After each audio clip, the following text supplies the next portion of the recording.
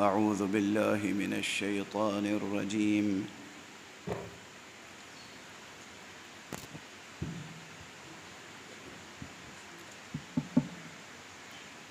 بسم الله الرحمن الرحيم. الحمد لله رب العالمين، والصلاة والسلام على أشرف الخلائق أجمعين، سيدنا وسيد الأولين والآخرين، حبيبنا وحبيب إله العالمين، شفيع المذنبين ورحمة للعالمين، أبي القاسم المصطفى محمد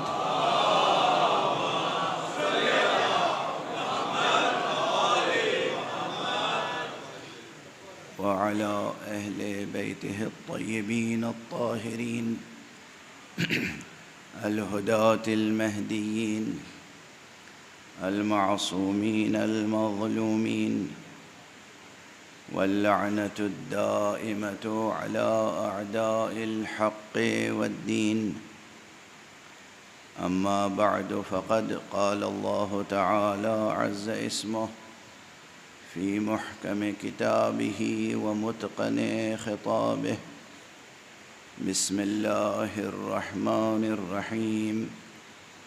شهد الله أنه لا إله إلا هو والملائكة وأولو العلم قائما بالقسط، لا إله إلا هو العزيز الحكيم. صدق الله العلي العظيم.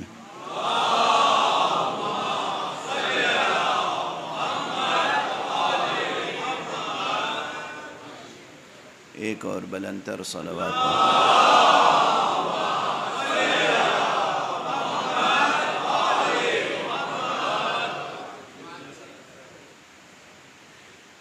قرآن حکیم کے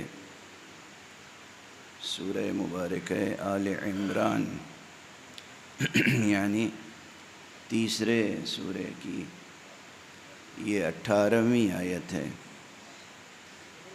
یہ سورہ مبارکہ طویل سورہ ہے، یہ اس کے شروع ہی میں 18ویں آیت ہے جو مسلسل آپ حضرات کی خدمت میں تلاوت کر رہا ہوں، اور آیہ شہد اللہ کے عنوان سے مشہور ہے، معروف ہے۔ اس کی تلاوت کے آثار بہت ہیں، اس کی تلاوت کے بھی آثار بہت ہیں۔ سنگین اور وزین فکری اور فلسفیانہ گفتگو کہ تو خیر آپ حضرات عادی ہو گئے ہیں، لیکن اسی میں کچھ لطیف اور وزین جو بیک وقت لطیف بھی ہوں اور وزین بھی، وہ بھی چیزیں آپ حضرات کے ذوق کے مطابق اور مجلسی تقاضوں کے مطابق اور عملی زندگی کو روشن سے روشن تر کرنے کے لیے عرض کرتا رہتا ہوں۔ کبھی کبھی وہ اس وقت بے ساختہ ایک روایت یاد آ رہی ہے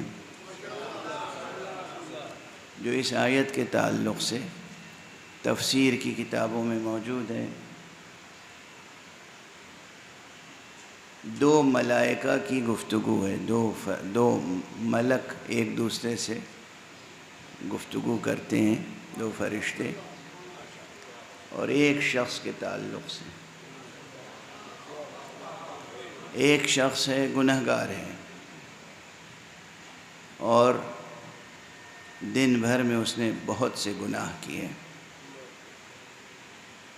اب دیکھیے یہاں پر یہ چیز نہیں ہے کہ جان بوجھ کر گناہ کیے یا سہون گناہ ہوئے، کچھ سہون ہوں گے، کچھ جان بوجھ کے ہوں گے، انسان ہے بلا۔ گناہ کیے، فرشتہ اس کو لکھتا رہا، یہ فرشتہ ادھر سے چلا اور وہ شخص ادھر اپنی خوابگاہ کی طرف چلا اور سونے سے پہلے اس نے تلاوت کی شہد اللہ انہ لا الہ الا هو والملائکۃ واولو العلم قائما بالقسط لا الہ الا هو العزیز الحکیم۔ یہ جا ہی رہا تھا کہ ادھر سے تیزی سے دیکھا ایک فرشتہ اتر کے آ رہا ہے، بیچ میں ملاقات ہوئی، کہا بھائی کیا لے کے آ رہے ہو خبر؟ کہا وہ فلاں شخص آج میں بہت ہی غیظ و غضب میں ہوں، بالکل سیاہ نامہ اعمال لے کے آ رہا ہوں۔ کہا اچھا میں تو اس کے لیے مژدہ لے کے آ رہا ہوں۔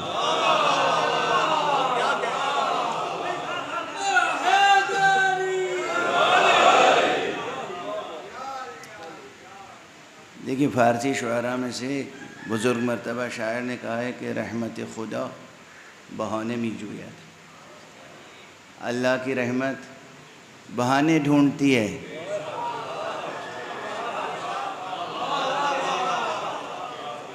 اللہ کی رحمت بہانے ڈھونڈتی ہے، اللہ اپنے بندوں کو سزا دینے کا کوئی شوق نہیں رکھتا۔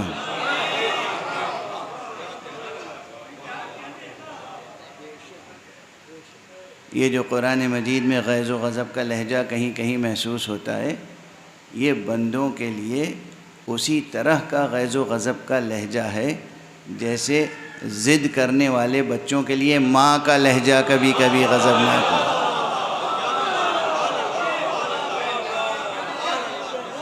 ایک صلوات پڑھ دیجئے محمد۔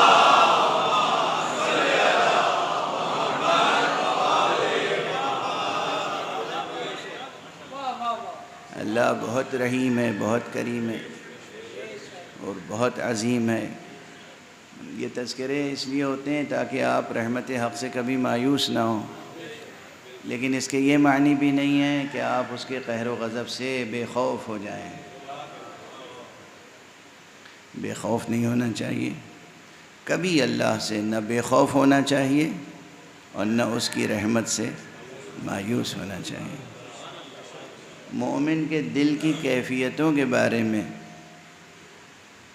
بھی حضرت امام جعفر صادق علیہ السلام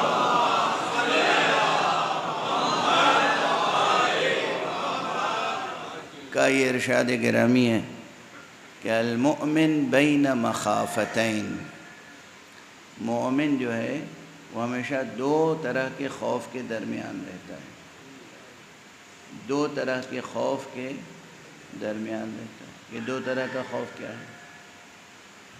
ایک خوف یہ کہ پتہ نہیں ماضی میں جو گناہ ہوئے ہیں کہیں اس میں کوئی ایسا گناہ نہ ہو کہ جو ناقابل عفو ہو، تو یہ خوف رہنا چاہیے۔ کتنی ہی عبادت کر لیں آپ، کتنی ہی تسبیحیں استغفار کی پڑھ لیں آپ، کچھ بھی کر لیں، مگر یہ خوف رہنا چاہیے کہ پتہ نہیں کون سا گناہ ایسا ہوا ہے کہ جو ناقابل عفو ہو، اور ایسے گناہ خاص طور سے حقوق العباد سے متعلق ہوتے ہیں، معاملات میں ہوتے ہیں۔ خود یہ جو فقرہ ہے نا، یہ حقوق کا لفظ آ گیا تو یہ بات بھی مجھے یاد آ گئی کہ قائما بالقسط کا جو فقرہ ہے، اس میں یہ حال حضرت حق سبحانہ و تعالیٰ کے لیے بھی ہے، بلکہ اکثر مفسرین یہی کہتے ہیں کہ یہ حال شہدہ میں جو ضمیر پوشیدہ ہے، یا شہد اللہ ہو، جو اللہ ہو جو موجود ہے یہاں پہ فاعل، اس کا حال ہے کہ وہ گواہی دیتا ہے، اللہ گواہی دیتا ہے قسط پر قائم رہتے ہوئے۔ تو قسط کی ایک تعریف تو میں نے ذکر کی تھی، قسط یعنی عادل، اور قسط سے مراد یہ ہے کہ قسط یعنی عادل کا وہ برتر پیمانہ کہ جس میں عدل کے تقاضے بھی پورے ہو جائیں اور احسان کے تقاضے بھی پورے ہو جائیں۔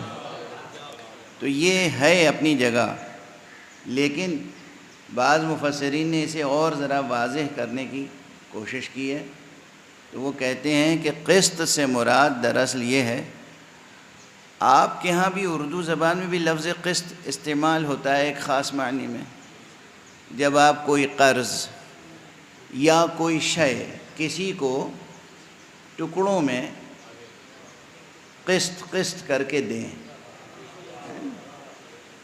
کسی کو 100 روپے دینے تو 10 روپے کر کے آپ دیں، تو یہ مفہوم اردو میں ہے، لیکن عربی میں اس سے ذرا برتر مفہوم یہاں پر مراد لیا ہے بعض اہل لغت اور بعض مفسرین نے، کہ اعطاء کل ذی حق حقہ، ہر صاحب حق کو اس کا حق دینا، یہ قسط ہے۔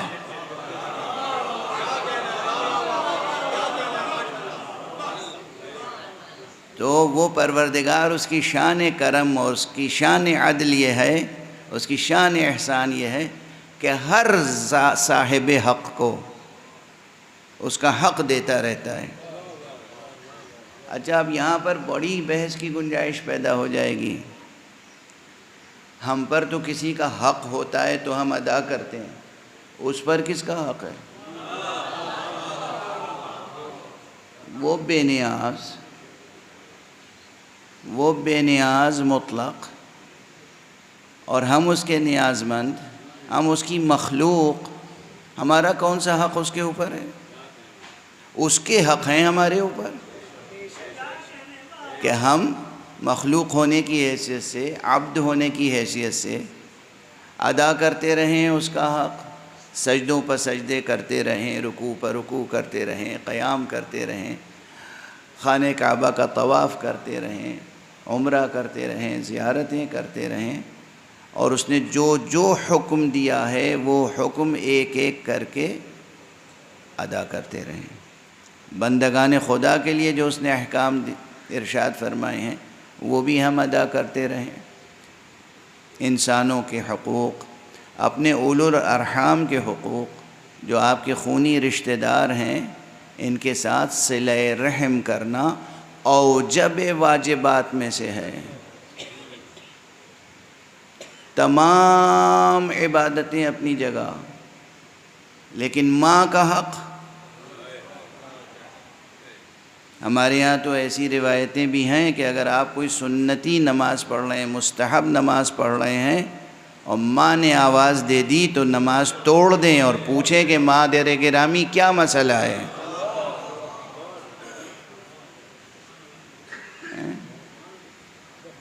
خدا ان کی زندگیوں میں خوب برکتیں عطا فرمائے کہ جو اپنے والدین کی خدمت کرتے ہیں۔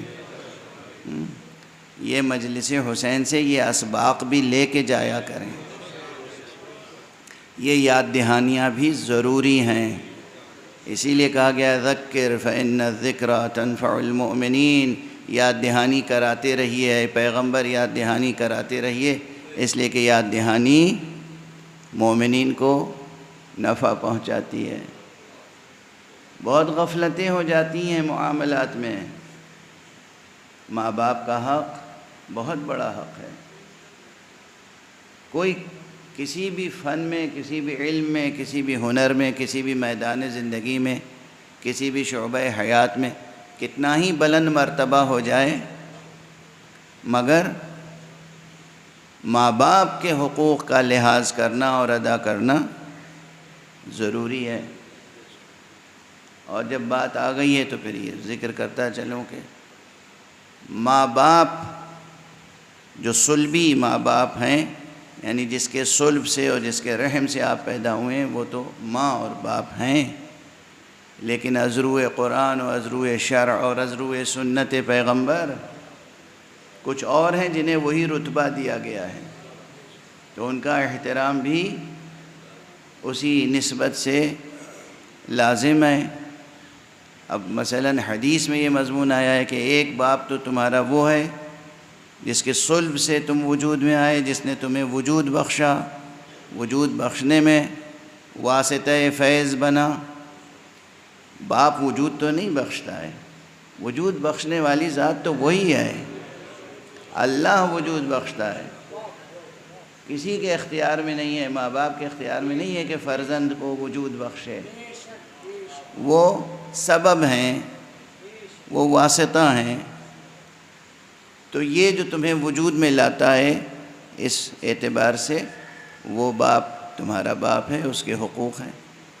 پھر وہ جو تمہاری ادھوری زندگی کو پورا کرتا ہے، یعنی جو تمہیں اپنی بیٹی دیتا ہے تاکہ تم ازدواجی زندگی بسر کر سکو، وہ بھی تمہارے لیے باپ کے برابر ہے۔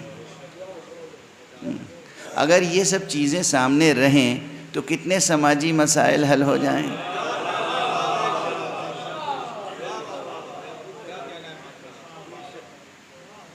ایک اولو العزم جواں مرد انسان کو ذرا سی بات میں طیش نہیں آنا چاہیے۔ ہوتی ہیں باتیں جو گوارا نہیں ہوتی، مگر مرد وہی ہے جو ناگوار کو گوارا بنا دے۔ یہ ظرفیت ہونی چاہیے نا، انسانی شخصیت کی اخلاقی ظرفیت۔ کتنا اچھا عنوان ہے، یہ پوری کتاب لکھی جا سکتی ہے اس پر۔ ایک صلوات پڑھیے محمد۔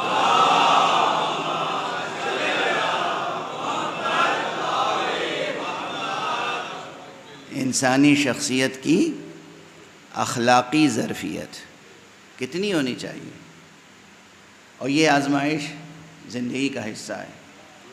ہر انسان کو جس آزمائش میں ڈالا گیا ہے اس میں سے ایک والدین ہیں، اور پھر خسر جسے آپ کہتے ہیں، یہ وہ خسر نہیں ہے جو سورہ والعصر میں ہے، والعصر ان الانسان لفی خسر، وہ خسر الگ ہے، خسران نقصان، لیکن جو اپنی بیٹی دیتا ہے وہ باپ کے برابر ہے۔ تیسری وہ شخصیت جو آپ کو علم دے، استاد، وہ بھی باپ کے برابر ہے، وہ باپ کے برابر ہے۔ اب دیکھیے اسلام نے کیا تعلیم دی ہے، پرانی قدریں کیا تھیں، اور آج کل ذرا یونیورسٹیز کا ماحول دیکھ لیجئے کہ پروفیسر صاحبان اور ان کے اسٹوڈنٹس کے درمیان کس قسم کا رشتہ ہوتا ہے، کیسی قدریں بدلتی جا رہی ہیں۔ شاذ و نادر خال اب بھی مل جاتے ہیں، یورپ میں بھی، امریکہ میں بھی، اور یہاں بھی، ہر جگہ جو اچھے اساتذہ ہیں، اچھے پروفیسر ہیں، چاہے وہ کرسچن ہوں، جو ہوں، کوئی ہوں، کسی مذہب سے ہوں، وہ قدریں رکھتے ہیں، وہ شاگرد کو بیٹے کی طرح سمجھتے ہیں، اور شاگرد بھی انہیں استاد کی طرح سمجھتے ہیں۔ لیکن یہ کلچر اب کم ہو گیا ہے، اور زیادہ تر کلچر یہ ہے کہ کوئی احترام نام کی چیز نہیں ہے درمیان میں۔ اسٹوڈنٹس کہتے ہیں آپ کیا ہیں، کس چیز کا احترام؟ ارے آپ تنخواہ لیتے ہیں، سخن فروشی کرتے ہیں، تو کسی بھی قسم کا احترام باقی نہیں رہ گیا۔ وہ زیادہ سے زیادہ چاہتے ہیں کہ طالب علم کا استحصال کریں، اور طالب علم بھی اگر ہوشیار انہی کی عقل کا حامل ہے تو وہ چاہتا ہے کہ ہم زیادہ سے زیادہ ان کا استحصال کریں۔ تو اب احترام کے رشتے کی بجائے استحصال کا رشتہ بن گیا ہے۔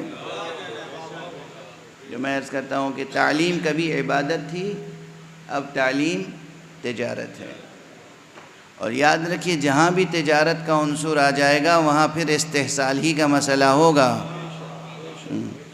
وہ آگے کئی نقطے ہیں، اسے آپ پر کر لیجئے گا، fill in the blanks۔ ایک صلوات پڑھ دیجئے محمد۔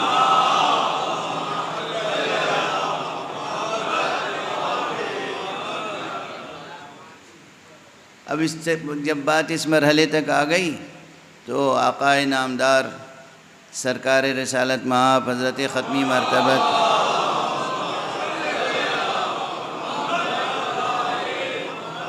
صلی اللہ علیہ وآلہ وسلم کا یہ مشہور ارشاد گرامی یاد دلا دوں آپ کو کہ آپ نے فرمایا کہ انا وعلی ابوا ہذہ الامہ، میں اور علی اس امت کے باپ ہیں۔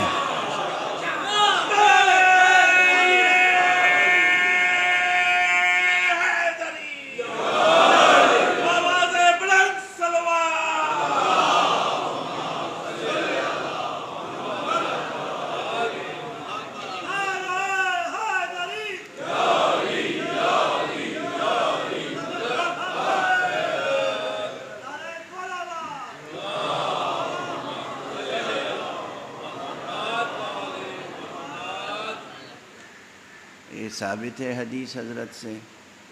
تو اب جب ایک باپ کا جو رتبہ شناس ہوگا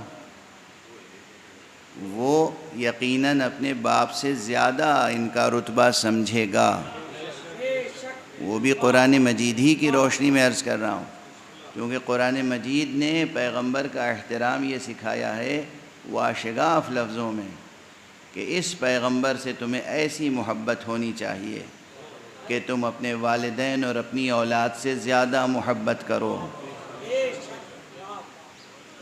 قرآن مجید نے خود حد معین فرما دی، تو پھر ان کا رتبہ اور ان کا حق ہماری گردنوں پر پھر سب سے زیادہ ہے، ماں باپ سے بھی زیادہ۔ لیکن یہ تمام حقوق وہ ہیں جو ادا کرنے ہیں، ہمیں ادا کرنے ہیں۔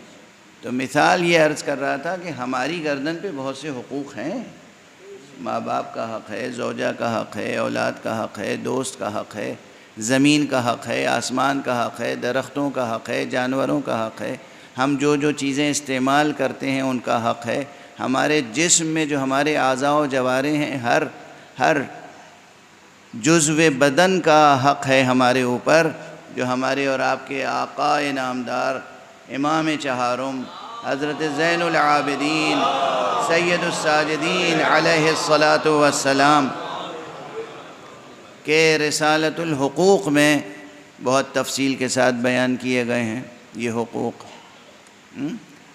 آپ حضرات کے علم میں یہ بات ہونی چاہیے کہ چوتھے امام علیہ السلام کا ایک رسالہ ہے جس کا عنوان ہے رسالۃ الحقوق۔ رسالہ کے معنی جو ہیں وہ ایک کتاب یا مختصر کتاب یا ایک خط کے ہوتے ہیں۔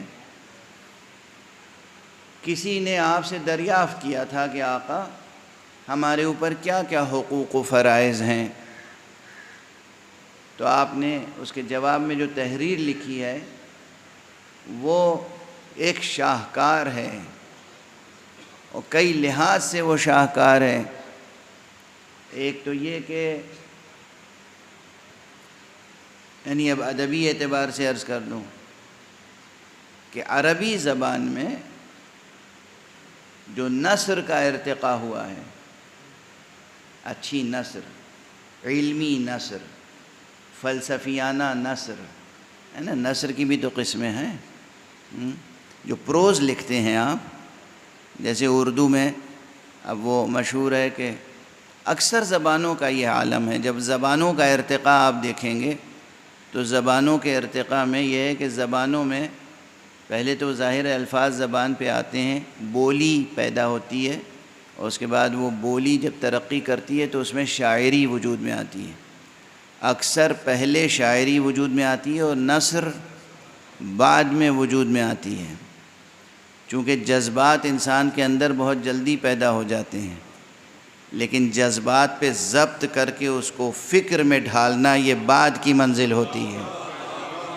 تو جذبات بہت جلدی شعر میں ظاہر ہو جاتے ہیں، اور فکر اپنے مکمل اظہار کے لیے نثر کا مطالبہ کرتی ہے، تو نثر بعد میں وجود میں آتی ہے۔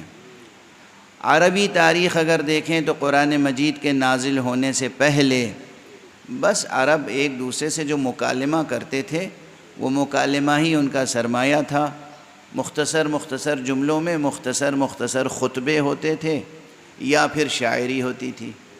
اشعار کے لیے مشہور تھے عرب، لیکن جب قرآن مجید نازل ہوا تو وہ تو نہ نثر ہے نہ شعر، وہ تو معجزہ ہے۔ اسے عام شعر کے اصول پر بھی آپ نہیں پرکھ سکتے اور عام نثر کے اصول پر بھی نہیں پرکھ سکتے۔ قرآن مجید کی شان ہی نرالی ہے۔ تو اب یہ معصومین علیہم السلام تھے، پیغمبر اکرم صلی اللہ علیہ وآلہ وسلم،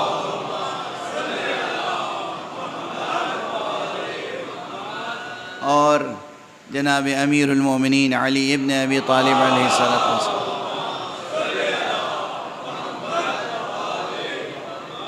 اور اس کے بعد حضرت امام حسن علیہ السلام اور امام حسین علیہ السلام، اور حضرت امام زین العابدین علیہ السلام۔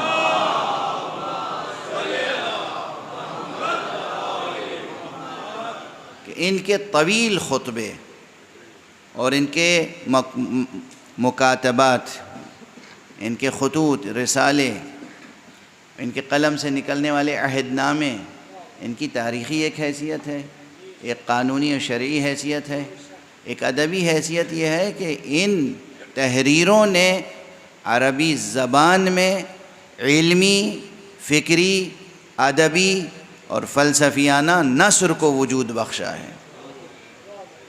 جہاں کچھ نہ تھا وہاں بیک نگاہ لطف بو تراب عربی نثر جو ہے وجود میں آئی، اور اپنے پہلے ہی مرحلے میں اس طرح وجود میں آئی کہ وہ آسمانوں تک اس کی بلندی پہنچ گئی۔ تو جناب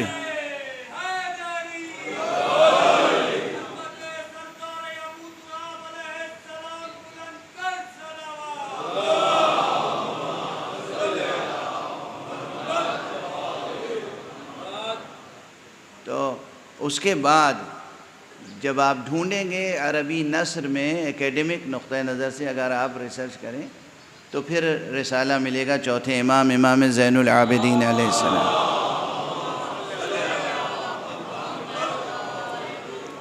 جسے رسالۃ الحقوق کہتے ہیں۔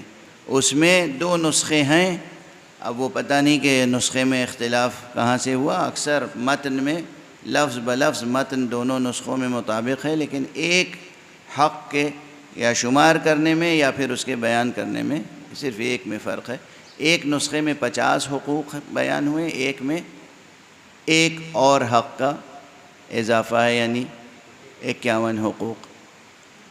یہ جو حقوق ہیں یہ انسان کے عموماً اپنے وجود کے تعلق سے، جس میں اجزائے بدن بھی ہیں اور پھر قریب کے رشتہ دار بھی ہیں، ماں، باپ، بھائی، استاد، اور جو آپ کی تربیت کرنے والا ہے وہ، اور جس کی آپ تربیت کریں موقع ملے وہ، ان سب کے حقوق بیان ہوئے ہیں۔ خدا کے حقوق کے بعد، اعضائے جسم کے حقوق کے بعد یہ سب حقوق بیان ہوئے ہیں۔ ذکر کر دیا میں نے تاکہ ذوق مطالعہ بیدار ہو جائے، آپ کو ایک سورس معلوم ہو جائے کہ ہمیں یہاں سے کیا کیا مل سکتا ہے۔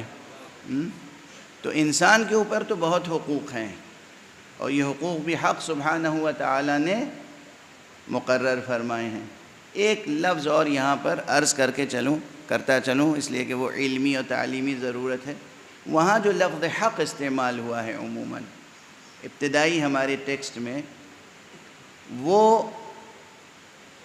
اکثر اس معنی میں نہیں ہے جس معنی میں آج حق کا لفظ استعمال ہوتا ہے، رائٹس، بلکہ اس میں فرض کا مفہوم زیادہ ہے۔ دیکھیے یہ سوچ کی بات ہے، ایک لطیف و دقیق نکتہ ہے، اسے لے کے جائیے گا۔ انسانی فکر میں سوچ کس طرح بدلی ہے تاریخ میں۔ شروع میں جو انسان تھا وہ جب حق کہتا تھا تو فرض مراد لیتا تھا، حق کا مفہوم اس میں پوشیدہ ہے، موجود ہے۔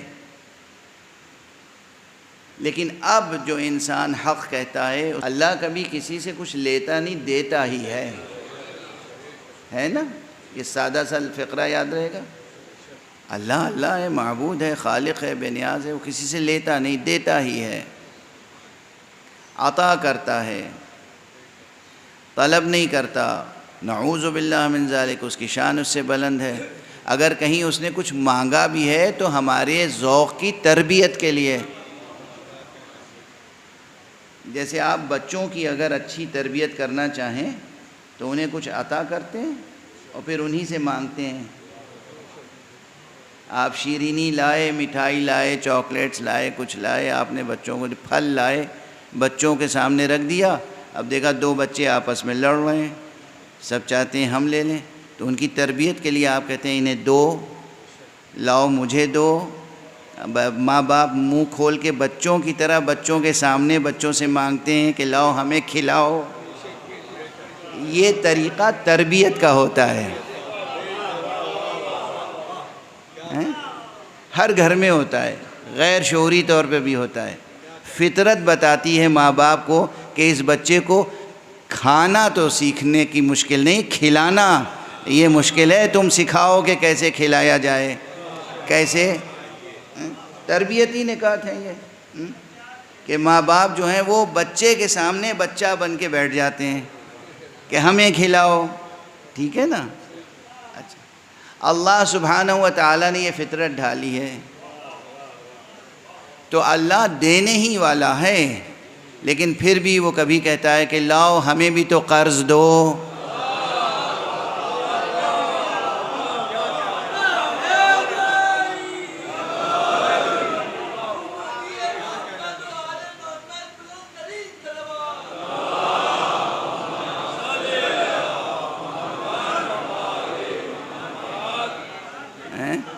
ہے نا، قرآن مجید میں 1 سے زائد مقامات پر ہے. ارے ہمیں بھی قرض حسنہ دے دو. کون ہے جو اللہ کو قرض حسنہ دے؟ اب اللہ قرض مانگ رہا ہے. یہ ویسے ہی ہے کہ جیسے ماں باپ بچے کے سامنے منہ کھول کے بیٹھ جائیں اور آ کریں کہ بھئی ہمیں بھی کھلا دو. حالانکہ یہ نہ یہ بھوکے ہیں، نہ پیاسے ہیں، نہ انہیں خواہش ہے، نہ لالچ، نہ ضرورت، نہ احتیاج. بچے کی تربیت کے لیے، اس کی نفسیات میں یہ بات پیدا کرنے کے لیے، اسے یہ عادت ڈالنے کے لیے کہ ہمیں دینا چاہیے.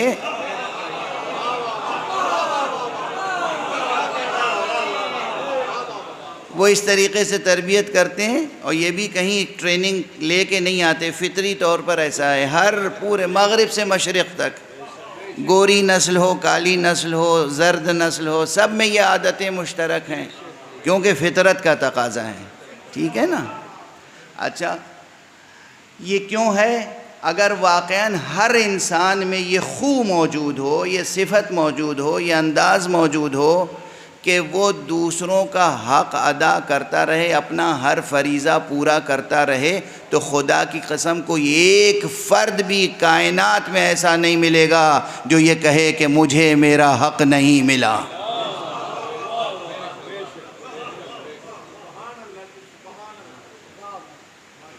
فطرت میں یہ چیز ہے نہفتہ و پوشیدہ. اور لفظ حق کے لغوی معنی میں بھی فرض کا کے معنی موجود ہے، اور اس معنی میں اسلام کی کلاسیکی عبارتوں میں، کتابوں میں یہ لفظ استعمال ہوا ہے. لیکن اب بالکل منقلب ہو گئی ہیں باتیں. تو اب جب حق کہتے ہیں تو صرف وہ چیز مراد ہوتی ہے جو ہمیں لینا ہے، اور ہمیشہ بس حق لینے کے لیے نعرے لگتے ہیں.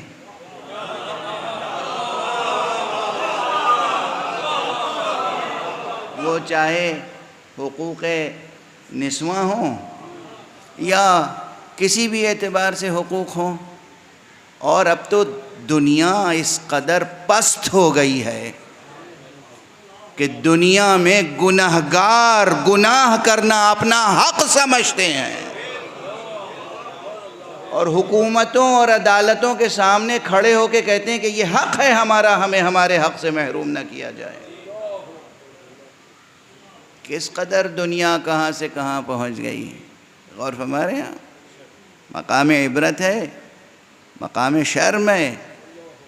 یہ انسان کدھر جا رہا ہے؟ گناہ کرتے ہیں، گناہ کو اپنا حق سمجھتے ہیں، اور حق کو عدالتوں اور حکومتوں سے طلب کرتے ہیں. اور دنیا کی بڑی طاقتیں ان کی سرپرستی کرتی ہیں، ان کے لیے فنڈز فراہم ہوتے ہیں. اپنے اپنے ملکوں کو ایسے سرپرستوں کی سرپرستی سے آزاد کرائیں.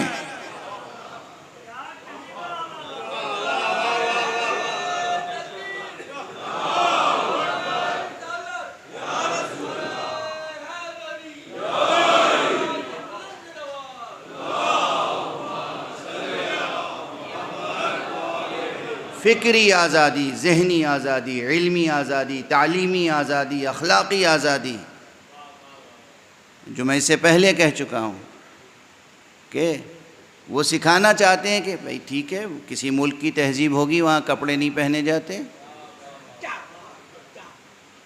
لیکن آپ یہ کیوں چاہتے ہیں کہ ہم اپنے ملک میں بھی یہی رائج کریں؟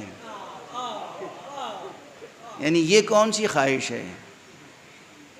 ایک بڑے ملک کے ایک صدر نے یہ کہا تھا، اور اس کے جملے میں نے سنے تھے خود، اور پھر پڑھے بھی جب وہ پرنٹ میڈیا میں آئے، اور وہ ریکارڈڈ ہیں، کتاب میں بھی ہیں اور اخبار کے صفحات پر بھی ہیں، کہ ہم اپنی تہذیب ساری دنیا میں پھیلائیں گے۔ آپ کے پاس تو تہذیب نام کی چیز ہے ہی نہیں۔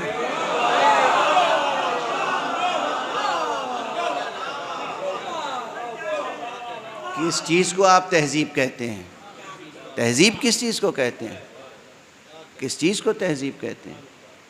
کیا پھیلائیں گے؟ یعنی یہ جو خواتین حجاب کرتی ہیں، یہ برا لگتا ہے، انہیں ترس آتا ہے کہ بیچاری خواتین کا حقوق پامال ہو رہے ہیں، جو اپنے اختیار سے، اپنی پسند سے، اپنا فرض سمجھ کے یا اپنا حق سمجھ کے حجاب کرتی ہیں، آپ انہیں بتائیں گے کہ یہ حق نہیں ہے تمہارا، یہ حق ہے۔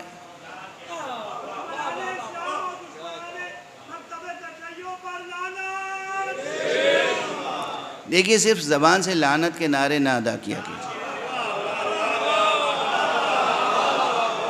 اللہ آپ کو اجر دے، لیکن نعروں سے بات نہیں بنتی، نہ نعروں سے امت بنتی ہے، نہ نعروں سے معاشرہ بنتا ہے، نہ نعروں سے کچھ حاصل ہوتا ہے۔ نعرے تو آپ کی ایک مقدار انرجی ہوا میں ضائع ہو گئی۔ نعرے کی ضرورت جب ہو تو نعرہ لگائیے، اذان دیا کیجیے۔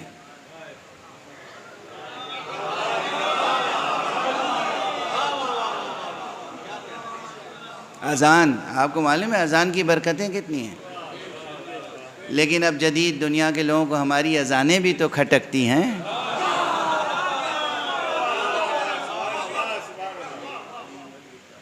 اذانیں بھی تو کھٹکتی ہیں۔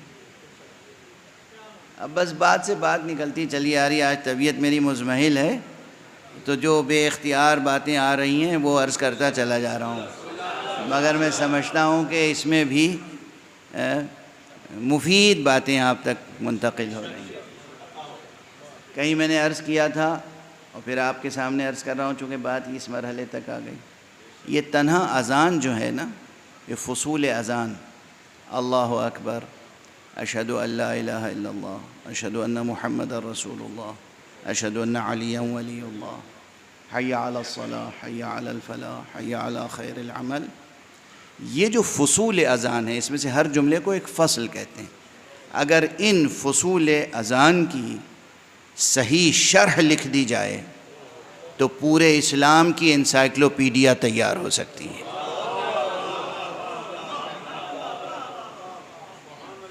جو مفصل اسلام ہے نا، اصول سے لے کر فروع تک، فلسفے سے لے کر اخلاقی جزئیات تک، یہ سب سمٹ کے آ گیا ہے ان فصول اذان میں۔ اور علمی گہرائی کے علاوہ، یہ میری بہت پرانی مفصل تقریر ہے، ہندوستان میں کہیں کی تھی، علمی جامعیت کے علاوہ، مضامین کی جامعیت کے علاوہ، مطالب کی جامعیت کے علاوہ، اذان میں جو تاثیر ہے تکوینی، ذہنوں کو بدل دینے کی قوت، دلوں کو بدل دینے کی قوت، نحوستوں کو دور کرنے کی قوت، برکتوں کو جلب کرنے کی قوت، یہ اذان میں یہ قوتیں ہیں، اذان میں یہ قوتیں ہیں۔ عموماً اذان مستحب ہے، لیکن تاکید بہت ہے کہ اذان دینی چاہیے۔ فرادہ بھی انسان نماز پڑھ رہا ہو تو اسے اذان بھی کہنی چاہیے، اقامت بھی کہنی چاہیے، اور دیکھیے اس کی برکت کیا ہے۔ ایک برکت ذکر کر دوں، معصوم نے بتایا کہ اگر انسان اذان اور اقامت دونوں کہے اور اس کے بعد نماز پڑھے تو فرشتوں کی 2 صفیں، وہ بھی اتنی طویل کہ ان کے دونوں کناروں کا انسان احاطہ نہیں کر سکتا. یہ روایت کے الفاظ ہیں. اتنی طویل 2 صفیں اس کے ساتھ نماز پڑھتی ہیں. تو جب آپ کے ساتھ 2 طویل صفیں فرشتوں کی نماز پڑھیں گی تو آپ کی نماز کیوں نہ قبول ہوگی؟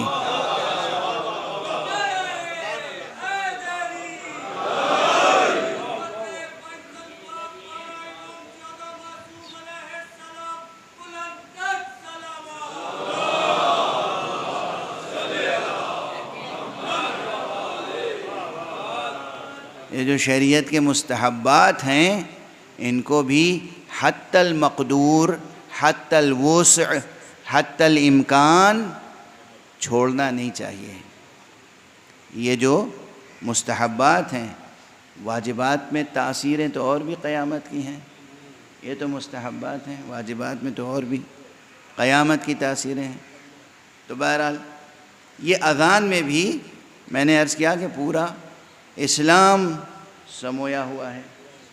بات بہت پھیلتی اور بکھرتی نہ چلی جائے تو میں پھر سمیٹ لوں کہ ہماری اذانیں بری لگتی ہیں، ہمارا لباس برا لگتا ہے، ہماری ہر چیز بری لگتی ہے، ہماری تہذیبی قدریں آپ کو برائیاں نظر آتی ہیں اور آپ اپنی برائیوں کو اچھائیاں کہہ کر پیش کرتے ہیں. تو یہ ہمارے صحافیوں کا فرض ہے، یہ ہمارے دانشوروں پر فرض ہے، یہ ہمارے لکھنے والے ادیبوں شاعروں پر فرض ہے کہ ایسے موقع پر کسی بھی اعتبار سے کسی باطل قوت سے مرعوب نہ ہوں، اپنی تہذیبی اور ثقافتی میراث کی حفاظت کریں اور خودداری کا ثبوت دیں. حقیقی دانشوری کا تقاضا سچی دل سوزی ہوتی ہے، اس دل سوزی کا حق ادا کریں. ایسا نہ کریں کہ اپنی نسلوں کو ایسے پالنے والوں کے سپرد کر دیں کہ جو نسلوں کو برباد کر دیں. تعلیم گاہوں کی حفاظت کی ضرورت ہے، تربیت گاہوں کی حفاظت کی ضرورت ہے، تاکہ یہ دیکھیے یعنی اگر واقعاً ہر فرد اپنے ماتحت اور اپنے ارد گرد جتنے رشتے ہیں اس کا حق ادا کرتا رہے فرض سمجھ کر، تو کہیں کوئی ایک فرد ایسا نہ ملے گا جو کہے کہ ہمیں تو ہمارا حق نہیں ملا،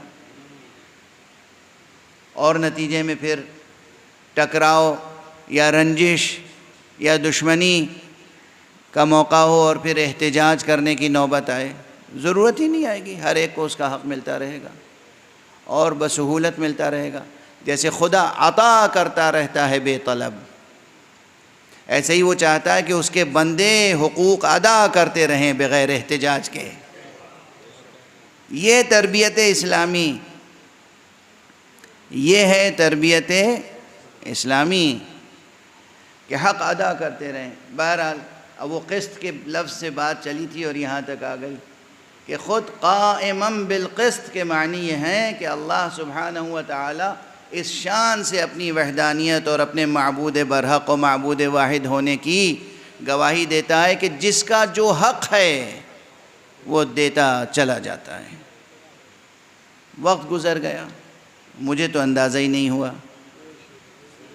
اور ابھی صلب موضوع میں گفتگو زیادہ آگے نہ بڑھ سکی. لیکن جب یہ بات واضح ہے کہ اللہ جس کا حق ہے وہ ادا کرتا ہے، یعنی جس کا جو رتبہ ہے وہ اسے دیتا ہے، جس کی جو ضرورت ہے وہ پوری کرتا ہے، تو اسی طرح وہ اپنے بھیجے ہوئے انبیاء اور مرسلین کے حق کو پہچانتا ہے اور ان کی ضرورتوں کو پورا کرتا ہے. وہ جانتا ہے کہ محمد مصطفیٰ صلی اللہ علیہ وآلہ وسلم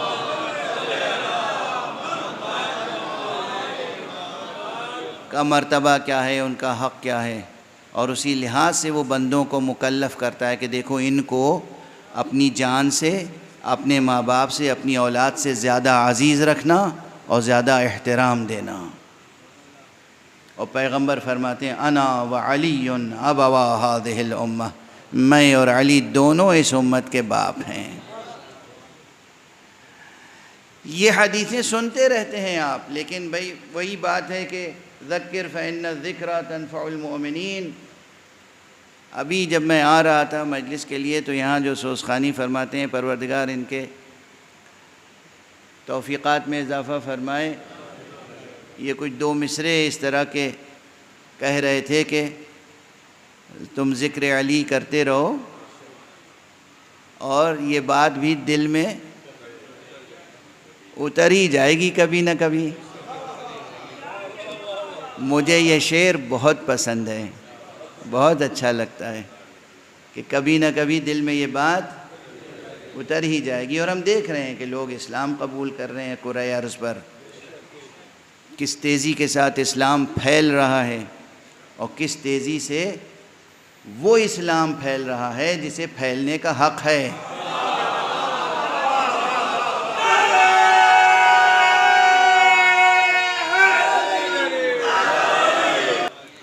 لوگ ولایت غدیر میں داخل ہو رہے ہیں، جوق در جوق داخل ہو رہے ہیں۔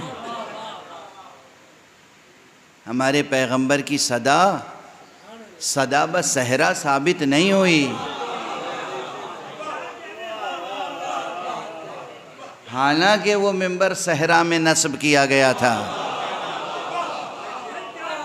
پھر بھی وہ صدا جو اس منبر سے بلند ہوئی تھی وہ صدا بس صحرا نہ ثابت ہوئی، وہ ایسی ثابت ہوئی صدائے ولایت کہ جو صحراؤں کو گلشن بناتی چلی جا رہی ہے۔ اس میں یہ قوت تھی، یہ قوت ہے، یہ قوت تھی، یہ قوت ہے کہ وہ صحراؤں کو گلشن بنا دے، ویرانوں کو چمن بنا دے، ویرانوں کو آبادیوں میں بدل دے۔ یہ قوت تھی اور یہ قوت ہے۔ اب جب ہم ویرانہ کہتے ہیں تو آپ صرف یہ روئے زمین پر پھیلے ہوئے ویرانوں کو نہ دیکھا کیجئے، اپنے احاطہ جاں میں جو ویرانے ہیں ان کا بھی خیال کیا کیجئے۔ یہ وہ ہے پیغام کہ جو دلوں کو، دل کے ویرانوں کو بھی آباد کر دیتا ہے، جو ذہن کے ویرانوں کو آباد کر دیتا ہے، ویران ذہنوں کو، ویران دلوں کو آباد کرتا ہے نور سے، روشن کرتا ہے نور سے، نور اور نورانی اور نوری حقیقتوں سے۔ اس لیے یہ اہم تذکرہ ہے جسے بار بار دہراتے رہنا چاہیے، کبھی نہ کبھی یہ دل میں بات اتر ہی جائے گی۔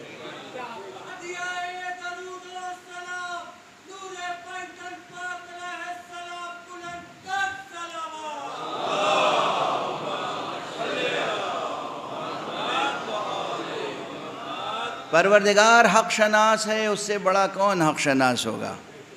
اس نے ہم سے بھی کہا کہ دیکھو ان کا رتبہ پہچانو، اپنی ذات سے بڑھ کر، اپنے ماں باپ سے بڑھ کر، اپنی اولاد سے بڑھ کر، اپنے قوم قبیلے سے بڑھ کر تم ہمارے پیغمبر کا خیال رکھنا۔ اور پھر خود اللہ نے بھی ان کا حق ادا کیا، اور اس طرح ادا کیا کہ ساری دنیا بھی اگر پیغمبر سے بے وفائی کر لے تب بھی پیغمبر کے نام نامی اور ذکر گرامی کو مٹا نہیں سکتی۔ یہ کام اس نے اپنے ہاتھ میں لے رکھا ہے۔ یہ جو ہم لوگ لکھتے ہیں سیرت میں کتابیں اور پڑھتے ہیں اور بیان کرتے ہیں، یہ سب اپنی سعادتوں میں اضافہ کرتے ہیں۔ اگر ساری انسانیت بھی اپنے حقوق سے بیگانہ، اپنے فرائض سے بیگانہ ہو جائے تو یہ نہیں ہے کہ نام گرامی مصطفیٰ اس کائنات سے مٹ جائے، نہیں، ناممکن ہے۔ نہ سرکار رسالت مآب کا نام نامی مٹ سکتا ہے اور نہ ان کی جان کا اسم گرامی، ان کے نفس کا ذکر گرامی، امیر المومنین علی ابن ابی طالب علیہ السلام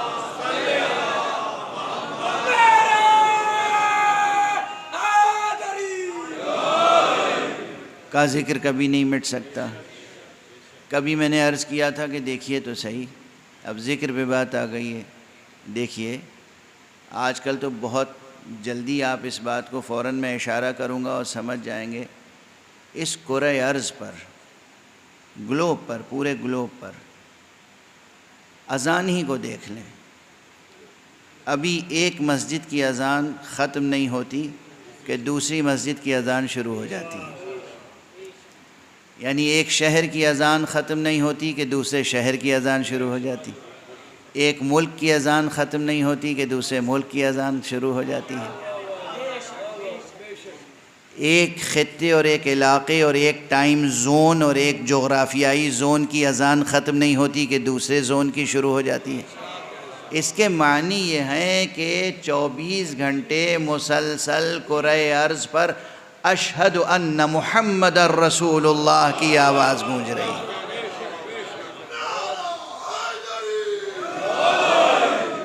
جس طرح اشہد ان لا الہ الا اللہ کی صدا گونج رہی ہے، بالکل اسی طرح اشہد ان محمد الرسول اللہ کی صدا گونج رہی ہے، اور بالکل اسی طرح اشہد ان علی ولی اللہ کی صدا گونج رہی ہے۔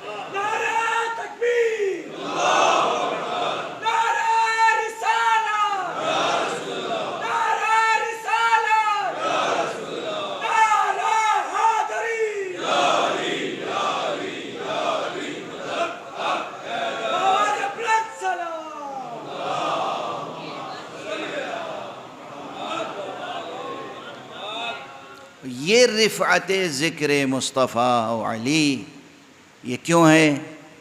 ایک تو اس نے قرآن مجید میں وعدہ کیا تھا وَرَفَعْنَا لَكَ ذِكْرَكَ، اور ہم نے آپ کی خاطر سے آپ کے ذکر کو بلند کیا ہے۔ اب یہ ہماری عقیدت مندانہ بات تو نہیں ہے نا، صرف معلوم ہو گیا کہ اللہ کا ارادہ ہے اور اللہ کا وعدہ ہے، یہ یوں ہی نہیں ہے، یہ اللہ کا ارادہ ہے، اللہ کا وعدہ ہے۔ وَرَفَعْنَا لَكَ ذِكْرَكَ، اب یہ جس سورے میں ہے وَرَفَعْنَا لَكَ ذِكْرَكَ، وہ سورہ یاد رکھیے گا، بہت اہم ہے۔ سورہ انشراح، سورہ شرح، سورہ الم نشرح، الم نشرح لَكَ صَدْرَكَ، کیا ہم نے آپ کے سینے کو کشادہ نہیں کیا؟ وَوَضَعْنَا عَنْكَ وِزْرَكَ، اور کیا ہم نے آپ کے بار کو ہلکا نہیں کیا، اتارا نہیں؟ یہ سورہ بہت اہم ہے۔ اگر آپ جستجو کریں کہ یہ بار کون سا ہے اور یہ شرح سے مراد کیا ہے، تو قرآن ہی کی بہت سے، اب یہ ایک ایسی اصیل ہے، ایسا اصول ہے تفسیر کا کہ جسے میرا خیال ہے کہ ملت اسلامیہ کا ہر مسلک قبول کرتا ہے، ہر مسلک، توجہ رکھیے گا، ہر مسلک قبول کرتا ہے۔ یوں تو تفسیر کے بھائی شیعہ تفسیریں الگ ہیں اور سنی تفسیریں الگ ہیں، اور سنی تفسیروں میں بھی دیوبندی تفسیریں الگ ہیں اور بریلوی تفسیریں الگ ہیں، اور معلوم ہوا کہ دوسرے مسالک میں شافعی اور مالکی اور حنبلی اور حنفی اور اباضی اور زیدی، اور ہر ایک یہاں کہیں نہ کہیں بعض آیتوں کی تفسیر میں فرق ہے، اور ان کے اپنے اپنے اصول کے، تفسیر کے اصول اور تفسیر کے قواعد انہوں نے مرتب کیے ہیں کہ ہم ان قانونوں کے تحت، ان قوانین کے تحت تفسیر کریں گے، انٹرپریٹیشن کریں گے قرآن کا۔ ایک اصول سب کو عزیز ہے، سب کو، علی اختلاف المذاہب والمسالک، اور وہ یہ ہے کہ قرآن کی تفسیر قرآن ہی سے کریں، یعنی قرآن کے ایک جملے کی تشریح قرآن ہی کے دوسرے جملوں میں ڈھونڈیں اور پھر سمجھیں کہ اس کی شرح کیا ہو سکتی ہے، ٹھیک ہے؟ تو اگر آپ کو اس مقام کو سمجھنا ہو، الم نشرح لک صدرک ووضعنا عنک وزرک، تو آپ ڈھونڈیں، تلاش کریں، قرآن مجید میں مل جائے گی تشریح، بالکل اس کے قریب ترین الفاظ، بلکہ جوں کہ توں الفاظ مل جائیں گے۔ میں آپ کو اشارہ کروں گا سورہ مبارکہ طٰہٰ کی طرف۔ سورہ طٰہٰ غالباً قرآن مجید کا 20واں سورہ ہے۔ اس میں جناب موسیٰ علی نبینا وہ علیہ السلام کی دعا ہے. اس میں جناب موسیٰ نے فرمایا ہے رب اشرح لی صدری، پروردگار میرے سینے کو کشادہ کر، ویسر لی امری، اور میری مشکل کو، میری مہم کو آسان فرما، واحلل عقدۃ من لسانی، اور میری زبان کی گرہ کو کھول دے، واجعل لی وزیرا من اہلی، پروردگار میرے لیے میرا بوجھ اٹھانے والا کوئی میرے اہل میں سے بنا دے.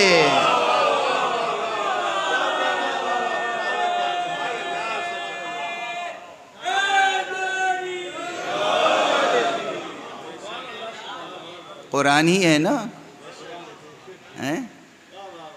رب اشرح لی صدری ویسر لی امری واحلل عقدۃ من لسانی یفقہوا قولی، ان کو توفیق دے کہ میری بات سمجھ سکیں.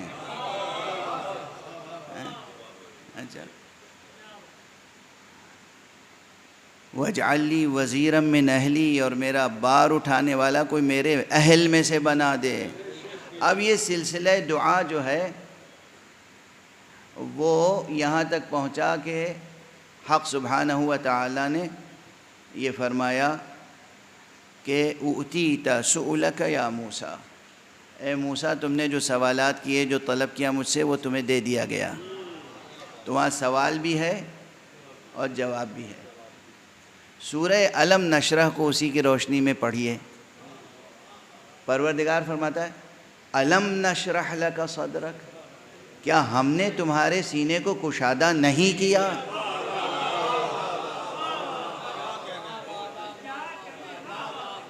وہاں جناب موسیٰ دعا فرما رہے ہیں کہ ہمارے سینے کو کشادہ کر دے، اور یہاں کہا جا رہا ہے کیا ہم نے تمہارے سینے کو کشادہ نہیں کیا؟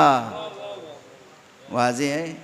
وہاں فرما رہے ہیں کہ میرا کوئی بوجھ اٹھانے والا بنا دے جو میرے اہل سے ہو، اور یہاں کہا جا رہا ہے وَوَضَعْنَا عَنْكَ وِزْرَكَ، کیا ہم نے تمہارا بوجھ اتار نہیں دیا؟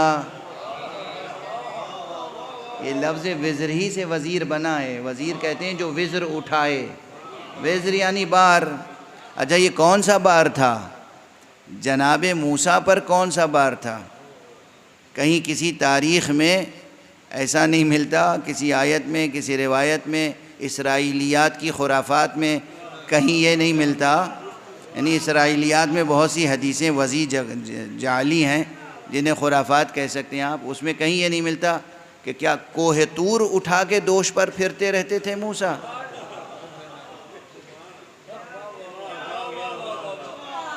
یہ بوجھ کون سا بوجھ تھا؟ یہ بار کون سا بار تھا کہ جس کے لیے پریشان تھے کہ پروردگار کوئی بار اٹھانے والا مجھے عطا کر، معین فرما. اور دیکھیے نبی کی دعا ہے.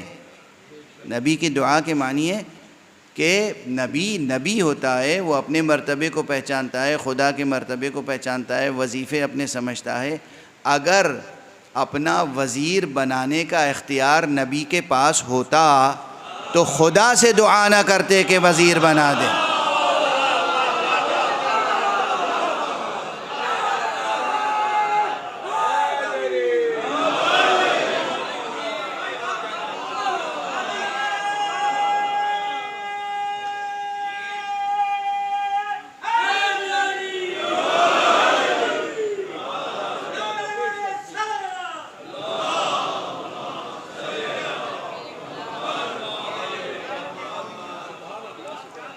خدا سے دعا کر رہے ہیں پروردگار تو میرا وزیر میرے اہل میں سے بنا دے.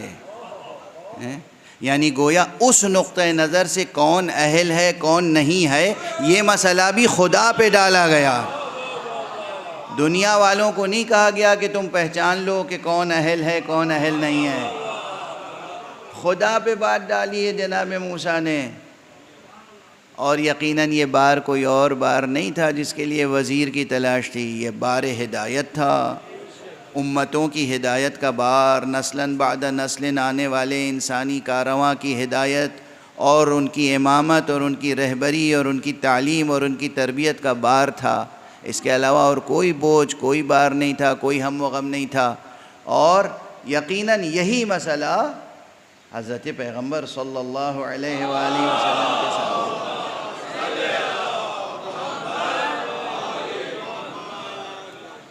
یعنی جناب موسیٰ تو معلوم ہے کہ کتنے سال کے لیے، کئے برس کے لیے وہ ان کی نبوت تھی.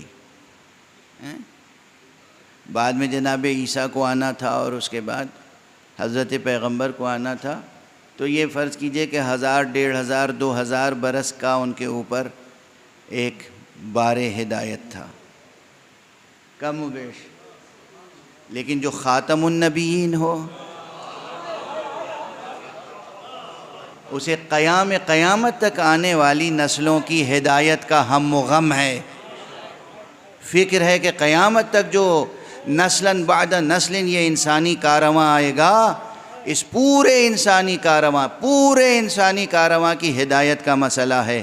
تو کس قدر بوجھ اور وزن محسوس ہوتا ہوگا. لیکن یہ ہے حضور کا ضبط اور کمال اور صبر اور شجاعت اور آپ کی شخصیت کی بزرگی، بزرگواری، بلندی، عمق اور وسعت، کہ کہیں کسی آیت میں نظر نہیں آئی دعا بالکل اسی انداز سے جیسے جناب موسیٰ نے کی ہو. لیکن اللہ کا رشتہ پیغمبر سے بھی ایسا تھا کہ جو غیر معمولی تھا. موسیٰ کا مقام یہ تھا کہ زبان سے صراحتاً کچھ مانگتے تھے تو ملتا تھا.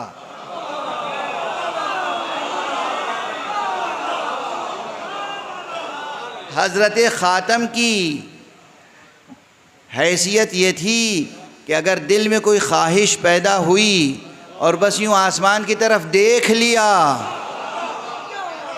تو پروردگار فرماتا تھا کہ قد نرا تقلب وجہک فی السماء، ہم دیکھ رہے ہیں کہ آپ چہرہ اٹھا کے آسمان کی طرف دیکھ رہے ہیں، اب ہم آپ کی آرزو پوری کر دیں گے.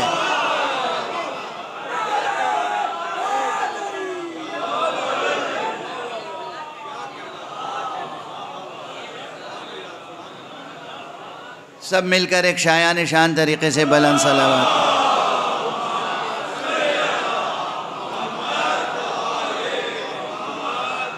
اب اس کی تفصیل الگ ہے، لیکن مربوط کر دوں اس مقام سے کہ وہاں جناب موسیٰ نے کہا کہ رب اشرح لی صدری، اور یہاں جناب پیغمبر سے حق سبحانہ و تعالیٰ نے کہا الم نشرح لک صدرک، کیا ہم نے تمہارا سینہ کشادہ نہیں کیا؟ ووضعنا عنک وزرک، اور کیا تمہارا بوجھ ہم نے ہلکا نہیں کر دیا؟ یعنی گویا کہہ رہے ہیں کیا ہم نے وزیر نہیں بنا دیا؟ خدا کہہ رہا ہے پیغمبر سے کہ ہم نے وزیر بنا دیا، امت کہہ رہی ہے کہ نہیں بنایا.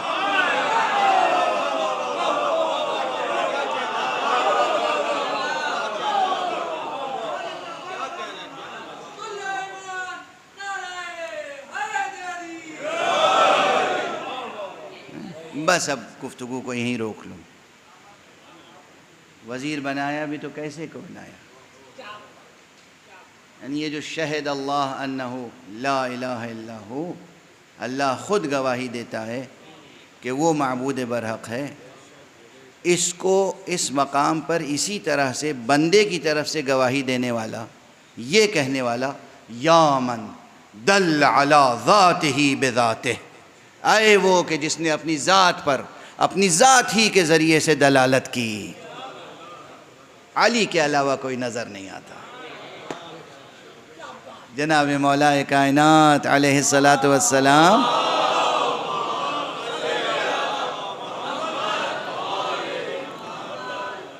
کی دعائے صباح بھی پڑھا کیجئے، یہ سعادت بھی حاصل کیا کیجئے. ایک دعا ہے آپ کی دعائے صباح، جو صبح میں آپ نماز پڑھنے سے قبل یا نماز پڑھنے کے بعد، سورج نکلنے سے پہلے پہلے گویا آپ یہ دعا پڑھتے تھے، یہ دعا ان لفظوں میں دعا کرتے تھے، جس کا ایک فقرہ صرف میں نے عرض کیا. وہ دعا ادبی لحاظ سے بھی اور اس کا متن جو ہے اس قدر پرشکو ہے کہ اپنی جگہ اعجاز ہے. اس کا ایک فقرہ یا من دل علی ذاتہ بذاتہ، اے وہ پروردگار کہ جس نے اپنی ذات کی طرف اپنی ہی ذات کے ذریعے سے رہنمائی کی، جو خدا کو بلا فصل پہچان سکے وہی گواہی دے سکتا ہے اس کی وحدانیت کی، اور ہم اسی کو بلا فصل تسلیم کرنے پر مجبور ہوتے ہیں۔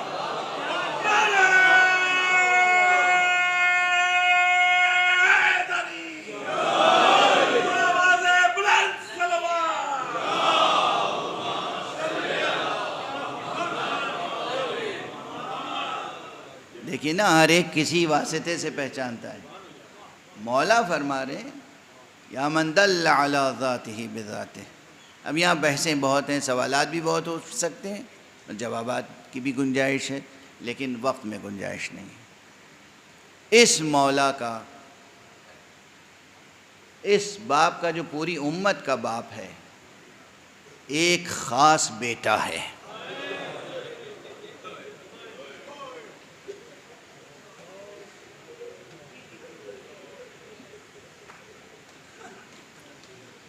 امت کی بدقسمتی ہے کہ جس نے نہ باپ کی قدر پہچانی نہ بیٹے کی۔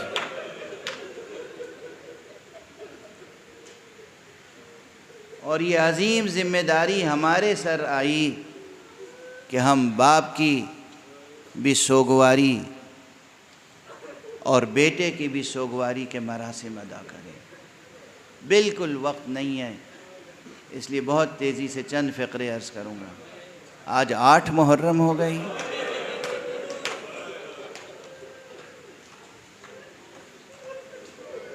ظاہر ہے یوں تو سب کی شہادتیں روز عاشورہ ہوئی تھیں، لیکن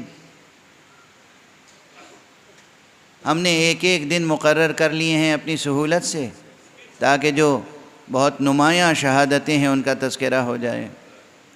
تو 8 محرم مخصوص ہے نا خدائے وفا، علمدار لشکر خدا، حضرت ابو الفضل العباس، سقائے اہل بیت، سقائے حرم حسینی، سقائے سکینہ پر گریہ و ماتم کے لیے مخصوص ہے۔ عباس علیہ السلام کے فضائل، ان کے اپنے مراتب، ان کے مناقب، ان کے علمی کمالات، ان کی نسل میں جو بہت سے علماء فقہا پیدا ہوتے رہے، عرفاء پیدا ہوتے رہے، وہ ایک عظیم تاریخ ہے، ایک عظیم الشان باب تاریخ اہل ایمان ہے اور تاریخ ایمان۔ لیکن آج اب ان تمام چیزوں کے بیان کا کہاں موقع ہے؟ ماتم داری کے لیے، سوگواری کے لیے، صف ازاں روشن کرنے کے لیے تو تذکرہ بس اس بات کا ہوتا ہے کہ کس طریقے سے شب عاشور جناب عباس نے جانثاری کے مضمون پر خطبہ ارشاد فرمایا، کس طریقے سے صبح عاشور سے جنگ کرنے کے لیے، ایک بھرپور جنگ کرنے کے لیے بےتاب ہو رہے تھے، لیکن چونکہ اپنے بڑے بھائی کو صرف بڑا بھائی نہیں سمجھتے تھے یہ فرزند رسول ہیں، یہ حجت حق ہیں، یہ حجت خدا ہیں، یہ جانشین رسول ہیں، امام وقت ہیں، امام برحق ہیں، اس لیے ان کی اطاعت ہم پر فرض ہے۔ تو خود صاحب نظر اور صاحب نظریہ ہونے کے باوجود، خود کامل العقل اور کامل الفکر ہونے کے باوجود، خود اولو العزم ہونے کے باوجود، مکمل طور پر ایک خود سپردگی کی کیفیت تھی، جو آقا کی مرضی۔ 2 محرم کو کربلا میں کارواں جب پہنچا، اسی وقت ممکن تھا کہ جنگ ہو جاتی، اور زہیر نے نعرہ لگا دیا تھا، لیکن خود آقا حسین نے صرف اس خیال سے کہ کہیں عباس زہیر کی بات کو مان نہ لیں اور کہیں وہ آستین نہ الٹ لیں، ان کو، ان کے جذبات کو ضبط کرنے کے لیے آقا حسین نے سہارا جناب زینب کا لیا۔ بہن زینب، شہزادی خزادی زینب، تمہیں اللہ بہت اجر دے گا، تمہیں معلوم ہے نا ہم کیوں کربلا آئے ہیں؟ ارے ہمیں تو مشیت پہ عمل کرنا ہے، ہمیں تو قربانیاں دینی ہیں، ذرا عباس کو بلا کے سمجھا دو، کہو یہ جنگ کرنے کا وقت نہیں ہے۔ 2 محرم سے لے کر اور شب عاشور آ گئی، ایک ایک موقع پر حضرت عباس کا جذبہ جہاد بیدار ہوتا رہا، لیکن آقا کی چشم و ابرو دیکھ کر ضبط کرتے رہے۔ 9 محرم کو جب دشمنوں نے گستاخی کی اور حملے کے ارادے سے قریب آ گئے خیمہ گاہ کے، تو جناب عباس نے اپنی تلوار سے ایک نشان کھینچ دیا زمین پر، کہا بس اب اس کے آگے نہ بڑھنا جب تک میں آقا سے اذن لے کر آ نہ جاؤں۔ تشریف لائے اور بس ایک جملہ کہا، آقا دشمنوں نے حملہ کر دیا ہے، گویا یہ اذن جہاد لے رہے ہیں کہ اب مجھے اجازت دے دیجئے، لیکن اللہ رے ابتلاء و آزمائش شجاعت عباس، آقا امام حسین نے پھر کہا بھیا عباس جاؤ ان سے ایک شب کی مہلت لے لو۔ جو جنگ کے لیے تڑپ رہا تھا اس سے مہلت لی گئی، اس کے ذریعے سے مہلت لی گئی۔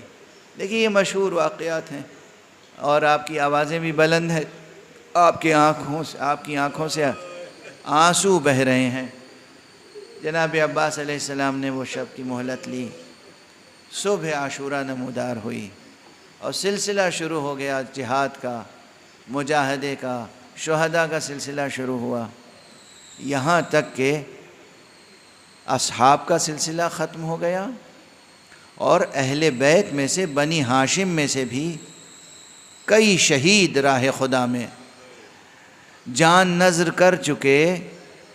تو جناب عباس تشریف لائے، آقا اجازت ہے کہ اب میں بھی جا کر قربانی پیش کر دوں؟ اور اس وقت بھی سرکار سید الشہداء نے فرمایا عباس تم تو میرے لشکر کے علم بردار ہو، اجرکم علی اللہ، اجرکم علی اللہ۔ کیا کیا مقامات ہیں، اب ان مکالموں کی شرح و تفسیر بیان کرنے کی نہ طاقت ہے، نہ سکت ہے، نہ وقت میں گنجائش ہے۔ آقا عباس نے کہا آقا یہ تو بتائیے وہ لشکر اب کہاں رہ گیا جس کا میں علم دار؟ کبھی میں اس کی تشریح کر چکا ہوں کہ انہوں نے یہ سوال کیوں کیا اور انہوں نے یہ جواب کیوں دیا، کیونکہ لشکر تو ایک ایسا بڑا لشکر موجود تھا، بلکہ کئی لشکر تھے جو عام انسانوں کو آنکھوں سے نظر نہیں آتے تھے۔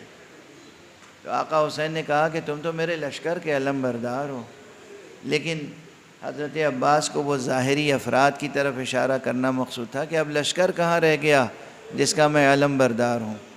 آقا نے پھر کہا اچھا اگر تم نے میدان میں جانے کا ارادہ کر ہی لیا ہے تو ذرا دیکھو تو خیام سے بچوں کی التش التش کی آوازیں بلند،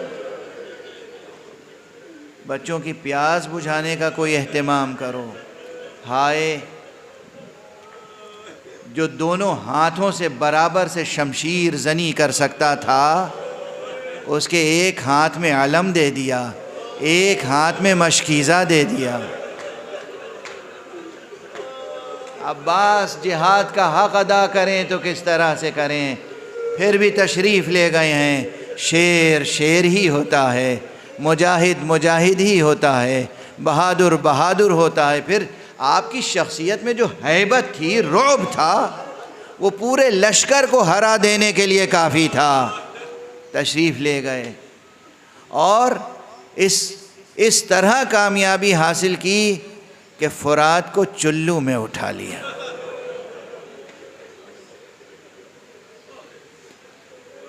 چلو میں فرات ہو، اسے کہتے ہیں مواسات، اسے کہتے ہیں مواسات، اسے کہتے ہیں وفا۔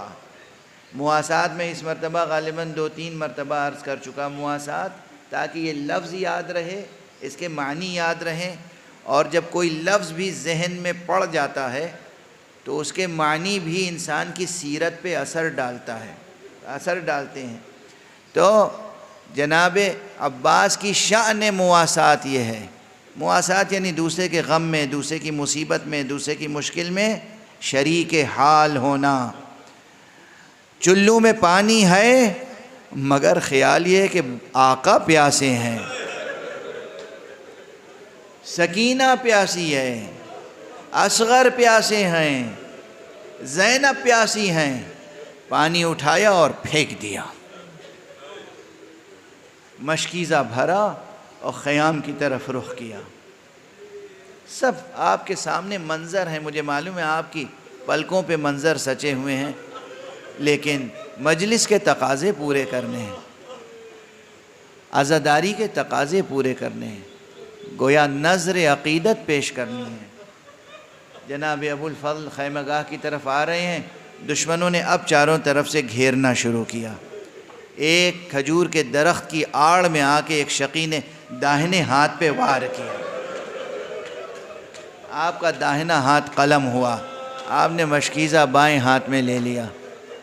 کسی اور نے ایک اور درخت کی آڑ میں کھڑے ہو کر دھوکہ دے کر وار کیا، آپ کا بایاں ہاتھ قلم ہوا۔ آپ نے دانتوں میں مشق کو سنبھالا، سامنے سے ایک تیر آیا اور اس نے مشق کا پانی بہا دیا۔ صرف مشق کا پانی نہیں بہا، عباس کا دل چھد کر رہ گیا۔ اب جو میدان کربلا سے متعلق روایتیں ہم تک آئی ہیں نا ہمارے سلسلوں سے، انہوں نے ایک عجیب و غریب بات بتائی ہے۔ جب آقا ابو الفضل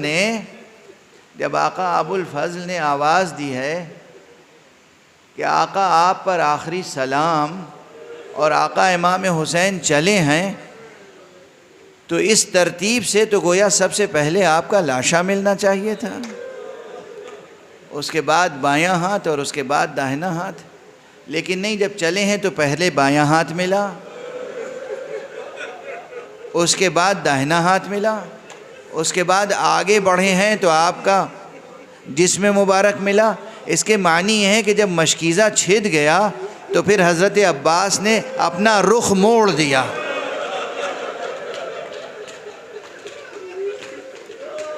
خیمہ گاہ کی طرف جانے کے بجائے دوبارہ میدان کی طرف رخ کر لیا۔ واہ عباسا، بہت ابھی بیان مصائب کے رخ موجود ہیں، مگر وقت بالکل تمام ہو چکا، تو میں ایک بات عرض کر دوں بس، اور وہ یہ ہے کہ دونوں شانے تو قلم ہو گئے تھے۔ جب سر مبارک پر گرز لگا ہے اور آپ زمین پر آئے ہیں تو بس قابل فکر ہے کہ کس طرح زمین پر آئے ہوں گے۔ گھوڑے سے زمین پر آنے والا ہر سوار جب آتا ہے تو کم سے کم ہاتھوں کے سہارے سے زمین پر آتا ہے۔ یہ سوال وہ ہے جو سب سے پہلے جناب ام البنین نے کیا تھا۔ جب جناب ام البنین کو بتایا گیا کہ شہادت سے پہلے دونوں شانے قلم ہو گئے تھے، کہا رے یہ تو بتاؤ پھر میرا لال گھوڑے سے زمین پر کیسے آیا؟